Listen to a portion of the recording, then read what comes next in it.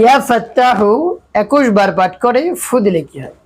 আমি আবার বলছি, ইয়া ফাত্তাহু 21 বার পাঠ করে ফু দিলে কি হয়? খুবই দামি এবং গুরুত্বপূর্ণ আমলটি আপনি শিখে রাখুন, আপনার কাজে লাগবে। আমলটি কখন কিভাবে করবেন, কোন নিয়মে করবেন, আমলটি করে কিভাবে উপকৃত হবেন আমি বলে দিচ্ছি।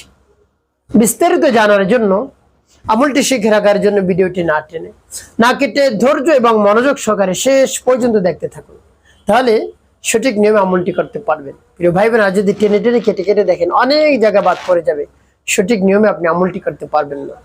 প্রিয় ভাই বোন, ফলাফল যখন দেখবেন আপনি আমলটি করে, আপনি আনন্দ আত্মহারা হবেন, আপনি আর বারবার এই আমলটি করতে চাইবেন। তো কিভাবে আমলটি করতে হয় জেনে নিন। শুরুতেই উত্তম রূপে পবিত্রতা অর্জন করবেন, উত্তম পোশাক পরিধান করে নির্জন একটি জায়গায় বসবেন কিবলামুখী হয়ে।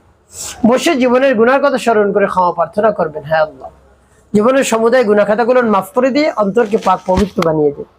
যত ধরনের অন্যায় করেছি, ছোট বড়, দিনে রাতে, প্রকাশ্যে গোপনে, সব ধরনের অন্যায় অপরাধ আপনি ক্ষমা করে দিন। এরপর 3 বার দুরূদ শরীফ সাল্লাল্লাহু আলাইহি ওয়াসাল্লাম, সাল্লাল্লাহু আলাইহি ওয়াসাল্লাম, সাল্লাল্লাহু আলাইহি ওয়াসাল্লাম ইস্তিগফার এবং দুরূদ শরীফ যখন পাঠ করা হয়ে যাবে, এরপর আপনি কি করবেন? এরপরে আপনি সেই নামটি পাঠ করবেন। প্রিয় ভাই বোনেরা, এমনিতেই রব্বি কারীম খুশি হয়ে যান তার নাম যদি পাঠ করতে পারে। প্রিয় ভাই বোনেরা, আপনি যদি একজন অভিভাবক হয়ে থাকেন, আপনি পিতা, আপনি মাতা, আপনার সন্তান যদি আপনাকে ডাকে মা বলে, বাবা বলে, আপনার হৃদয়টা জুড়িয়ে যায়, তেমনি রব্বি কারীমও একেবারে সন্তুষ্ট হয়ে যান তার নাম যদি আপনি পাঠ করতে পারেন। তার নাম পাঠ করে তাকে ডেকে যা চাইবেন তাই রব্বি কারীম দান করবেন। রব্বি কারীম বলে দিয়েছেন যে উদউনি আস্তাজিব লাকুম, বান্দা আমাকে ডাকার সাথে সাথে আমি উত্তর দিই, আমি সারা দেই, তোমার চাওয়া পাওয়া পূরণ করে দিই। সুবহানাল্লাহ বিহামদি। তার কারণ সকল কিছুর খাজানা, ধনভাণ্ডারের চাবিকাঠি রব্বি কারীমের হাতে, তাই তিনি যা চাইবেন তাই হবে। এই জন্য তার কাছে আপনি চান, তার সাথে আপনি সম্পর্ক গড়ুন, দেখবেন কি পরিমাণ আপনাকে আল্লাহ রাব্বুল আলামিন দান করে। তো প্রিয় ভাই বোনেরা, এভাবে ইস্তিগফার এবং দুরূদ শরীফ যখন পাঠ করা হয়ে যাবে, নামটি পাঠ করবেন। পরবর্তী কি করবেন, কোন উদ্দেশ্যের জন্য নামটি পাঠ করলেন বলে দিচ্ছি, আগে নামটি বলে নেই। ইয়া ফাত্তাহু ইয়া আল্লাহ, ইয়া ফাত্তাহু ইয়া আল্লাহ, ইয়া ফাত্তাহু ইয়া আল্লাহ। পাঠ করা শেষ, একটি ফু দেবেন, তারপর আপনি আবার পাঠ করবেন, ইয়া ফাত্তাহু ইয়া আল্লাহ,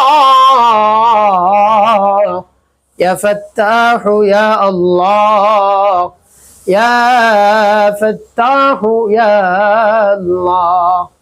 পাঠ করা শেষ, আবার তারপর আপনি মনে ধরেন আবার পাঠ করবেন, ইয়া ফাত্তাহু ইয়া আল্লাহ,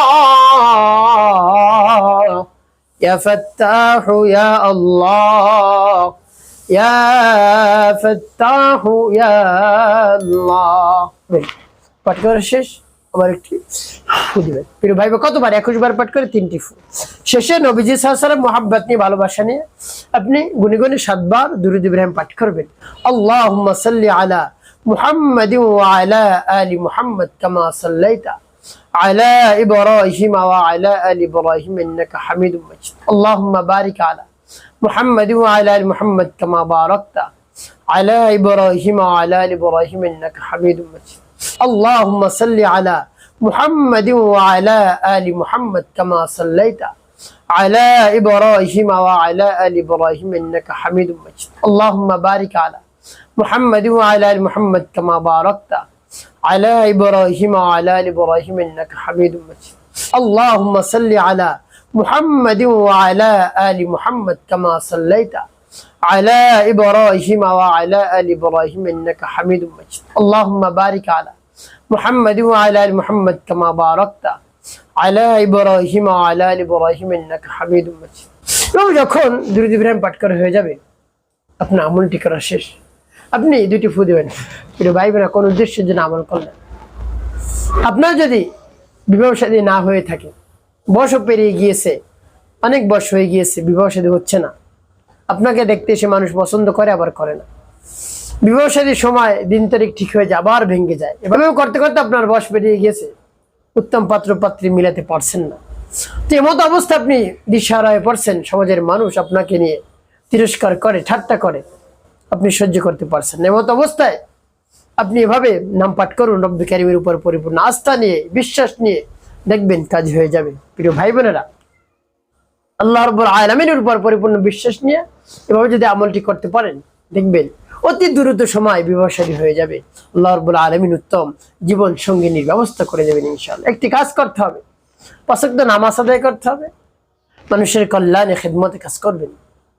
অবশ্যই আপনার জীবন সুখময় হবে, শান্তিপূর্ণ হবে ইনশাআল্লাহ।